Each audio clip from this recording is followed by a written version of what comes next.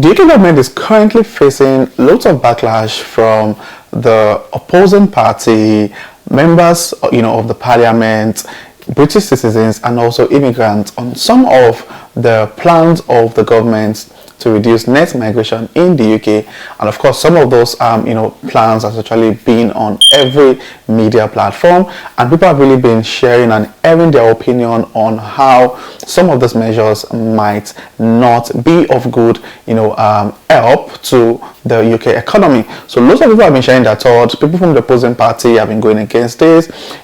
Different union in the UK has also raised their voices to share how these measures should not be put into place, because it's going to affect so many parts of the United Kingdom.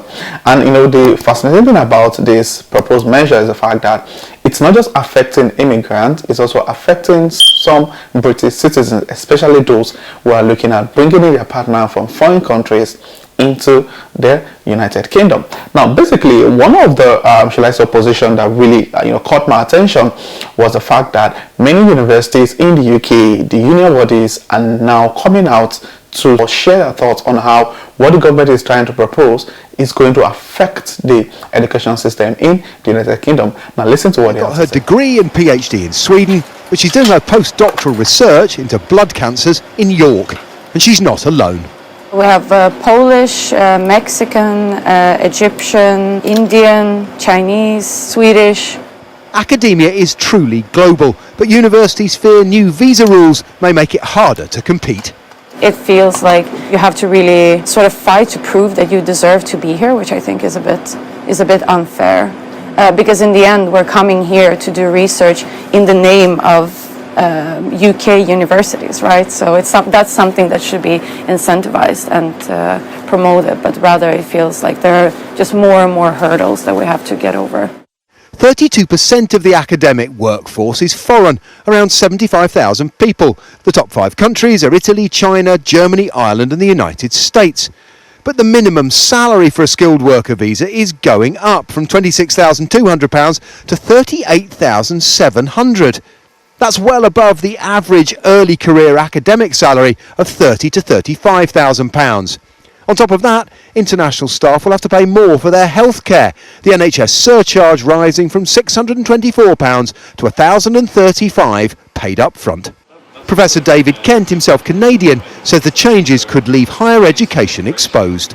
Those people are now going to be faced with a choice, because they're in the middle of a recruitment process, and I'm going to say I'd like to interview you. They say, well, what does my future look like if I've got this £1,000 a year for my healthcare surcharge? I've got to meet this minimum threshold, and they're going to have a lot more considerations. And if that's a German postdoc looking at positions, say, in Germany and France and the UK, there are these extra obstacles. The fear is British universities won't be able to hire the best and brightest because they can't afford it. The government says it's raising the minimum salary to get a visa to try and encourage better jobs and better pay for British workers. But it also says it wants the UK to be a science and technology superpower, and to do that you need academia. The ideas and innovation had in places like this today is the jobs and industries of the future. Universities are already under acute financial pressure, heavily reliant on overseas students as well as staff.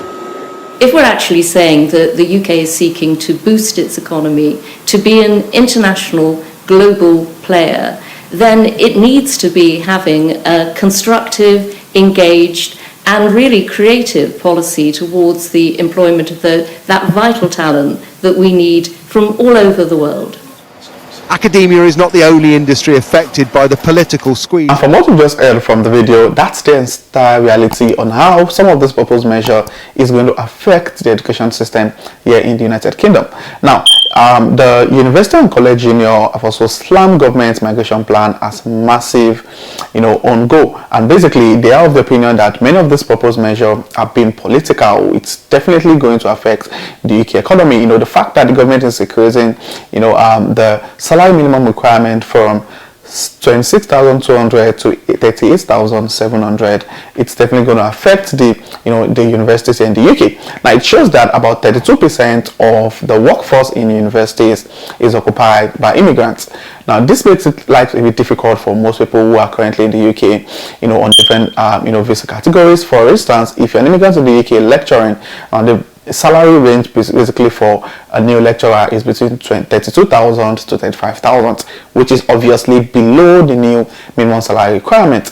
And coupled to that, people who are working in the UK being paid, the barest minimum salary, are also being faced with increased cost of immigration health surcharge. So people are now being put into a situation whereby they need to pay more IHS fee to be able to remain in the UK. And from what we read in the video, this is going to give people loads of options to look out to other countries, and this will definitely lead to more shortage in the education system in the UK. And not just the education system in the UK alone, is going to lead to shortage in more sectors here in the United Kingdom. Now the EU General Secretary said this is a massive own goal by an increasingly desperate government.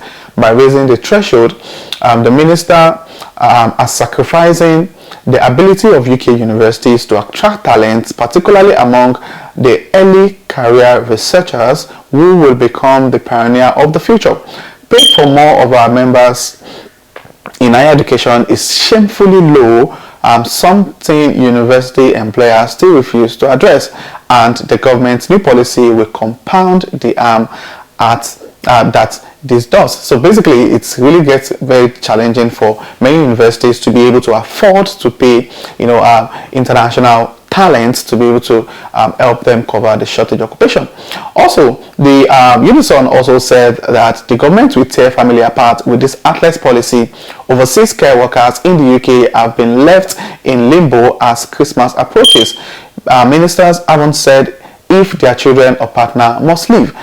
These rules are not only inhuman, but will plunge social care even deeper into crisis. So yeah, loads of people have actually been hearing their opinion on how these policies are really not, good for the UK government. But the question is, will all of this, voice being raised, make any changes on the government's plan to implement some of this proposed measure come spring 2024? Because it's not really about talking and trying to share how shameless and inhuman some of those measures are. The question is, will the government actually listen? So anyway, yeah, we're going to see what really happens. Now, aside from all of this union sharing their opinion, the Scottish Prime Minister also aired his opinion, and when I watched this particular video, I was really impressed with the fact that not just the union, not just the British people, or not just the the residents in the UK that have been, they're not so happy about these measures. Even people in government are also not happy about this measure. So listen to what the Scottish Prime Minister has to say about the new proposed measures. Dark day for the UK, a country that once welcomed many immigrants, including my grandfather, to the country. In fact, they begged them to come and others to come to work in their factories, to drive the buses, due to the labour shortages that were seen at that time. And what successive UK governments have done, Labour and Conservative, is that they have bit by bit dismantled our immigration and indeed our asylum processes. And on immigration, the latest announcements mean that we're asking, the UK government is asking migrants to come here to look after our own family members, but doing so by abandoning their own family members back home. On asylum, the UK government has virtually eliminated any practical legal route for those that are fleeing war and persecution. So the policies of the UK government in this respect, they're not only morally repugnant, but they're economically illiterate. So the SNP, the Scottish Government, we of course value migration. We value the importance of it to our social fabric, but also to our economy, to, and let me say unequivocally, that in Scotland, that the Scottish Government, that the SNP, we will always say that we are proud of the benefits that migrants bring to this country, and we are proud that they have chosen Scotland. In the next couple of weeks or month, we're going to be getting to see what exactly is going to happen as regards some of these measures, and we are all hoping that these measures should favor, as many immigrants as possible. possible. So anyway, if you find this video resourceful, please click on the like button. If you have any thoughts, please state in the comment section. And if you're coming across my channel for the first time, please hit the subscribe button to join the amazing growing family. And my returning subscribers, thank you guys for being here. I really do appreciate you guys. So this will be the end of this video, and I'll see you guys in my next video. Thank you.